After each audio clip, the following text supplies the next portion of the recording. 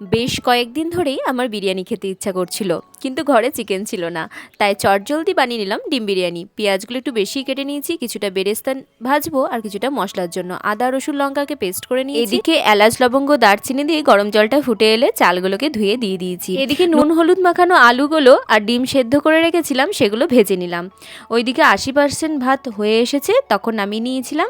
আর এইদিকে বেরেস্তার জন্য একটু পেঁয়াজ ভেজে নিয়েছি। তারপরে মশলাটা করে নিই চলো। ওই তেলেই 5 ফোড়ন দিয়েছি, পেঁয়াজ কুচি, আদা রসুন বাটা আর টমেটো পেস্ট, হলুদ, নুন, চিনি, লঙ্কা গুঁড়ো, লঙ্কা বাটা আর বিরিয়ানি মশলা। তো ভালো করে কষিয়ে নিয়ে আলু ভেজে রাখা আলুগুলোকে দিয়ে হাফ সেদ্ধ করে নিয়েছিলাম। তারপর ডিমটা দিয়ে আরেকটু ভালো করে কষিয়ে নিয়েছি। এই রান্নাটা যত তাড়াতাড়ি হয় খেতেও কিন্তু সুন্দর লাগে।